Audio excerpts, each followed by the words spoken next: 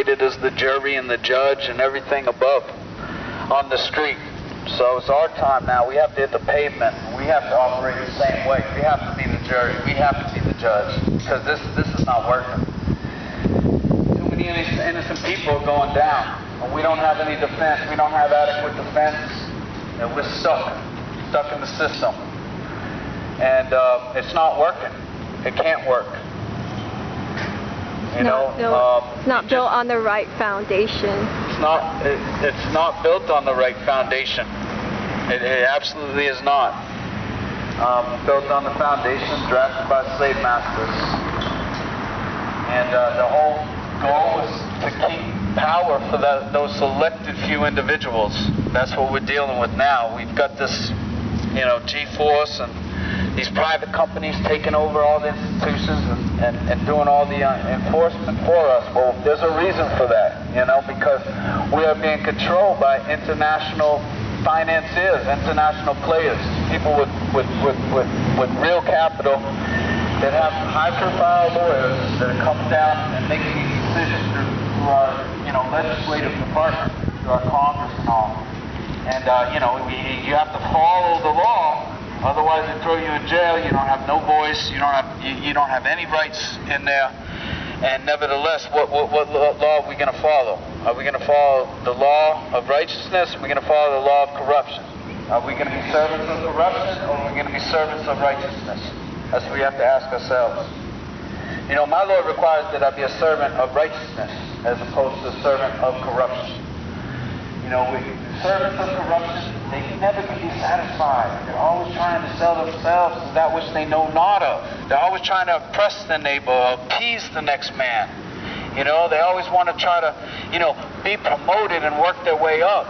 But I'm telling you, man will let you down every time. You cannot depend on man. He will always let you down.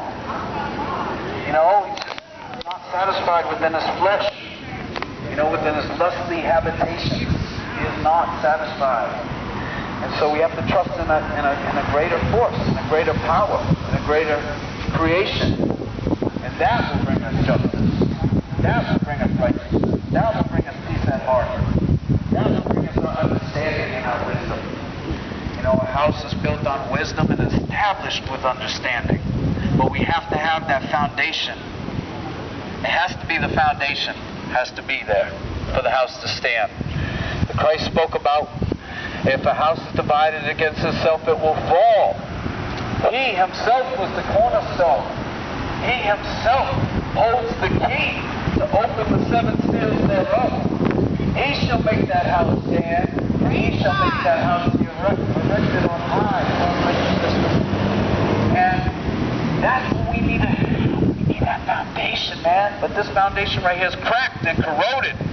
It's getting ready to crumble because the people have elevated their knowledge to be increased, at least some of us, and are willing to speak on those terms, to educate people, and to bring down morale of the oppressor.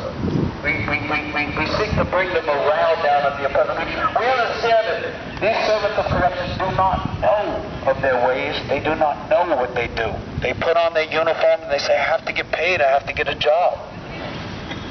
But what is in their heart? That's what the Lord tries. He tries our heart. He seeks us from within.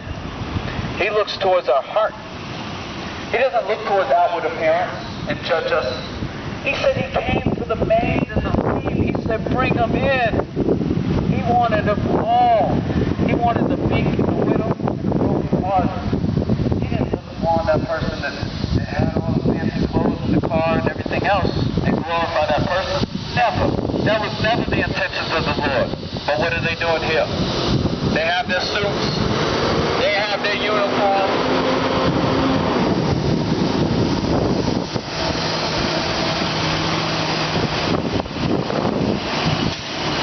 And it's all to do with attraction. That's how man and woman and child have been operating, from the laws of attraction. We see somebody in the suit, oh, he must be a successful man. He drives a nice car, he lives in a nice house. He must have did something right. It ain't true. It really ain't true. And it doesn't work for everyone, of course. But we are operating from the laws of attraction, what we see. see. It deforms our perception in our mind. And it's an illusion, what it comes down to. It is an illusion. You know, they want to label people crazy. They labeled John the Baptist crazy, even the Christ. They said the Christ was a sinner. He ate with wine bibbers, you know, and, you know, he let, you know, prostitute come and wash his feet. He was a sinner to those workers of iniquity, but they had not tried themselves. They had not looked at themselves. Let us not be quick to judge one another, but let us be quick to judge ourselves from within.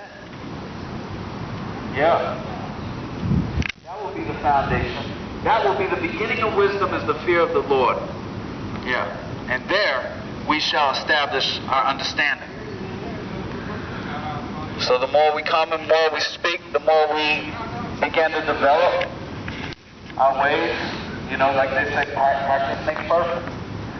So by all means, I'm not perfect. I'm not a perfect man. I'm not here to judge anybody. I'm not any more perfect than anyone else. But I do have something inside me that says, you know, I have to come out here and speak. It's out of necessity.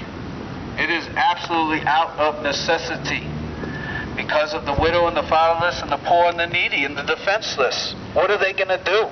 You know, I remember putting in this jail over here in Frostproof. They got me in there with a guy that, you know, God bless him, he has terrible physical and mental handicaps.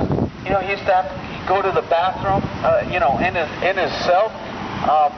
And it would take him about a minute and a half to get into his bed. It would take him about a minute and a half just to crawl into bed.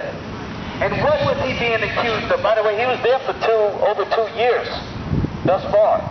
And what was his accusation? For hitting an official. For hitting an official of the law. Wait a minute. This man could not hurt a fly. Literally. He could not hurt a fly. But yet, he was being accused of striking an official. With, you know, officials, they carry guns and they got armor and all this kind of, and he was being accused of striking an official. But who was going to defend him? Who is going to defend him? I'm going to defend him. I'm here to defend him. I'm here to defend all those that can't defend themselves. This is the jury. The juries need to understand they have the power to nullify the law, to wipe it clean off the books. That's the jury's power. How many of them know that? Barely any of them, because they're not told. But they are the most powerful committee in the land when it comes down to it, because they do have the right to declare a law so unjust and so abused and so corrupted in nature that it shall no longer stand. That's the jury's, not only just their reward, their ability, their capability, but it's their duty. If they see these laws being abused, if they see that people are being neglected and thrown in jail for unjust causes and unjust means, then they must strike the law. And they must nullify that law. That's their duty as Americans, true Americans. So speak on this, because we know everything in here is a big secret. You know, keep it, you know, within the network, right? The network of lawyers, judges, and they can continue to sit on high and look down and judge us, and continue to cost us money that we worked hard for, and keep us in slavery. And we have to put an end to it. It can no longer happen. In this land, if we want to call it a land of freedom, this oppression cannot happen anymore. Somebody has to strike the blow. Now, we are the working class. We are those that break our backs to try to make ends meet. And we form the majority of the world. So we do have the power. Because the moment we stop working, even for a week or two, we'll shut them down. Shut them down. And perhaps that's where we need to go. You know, look around the earth. It's still bountiful. There's still beauty. There's still nature. There's still land that's unoccupied.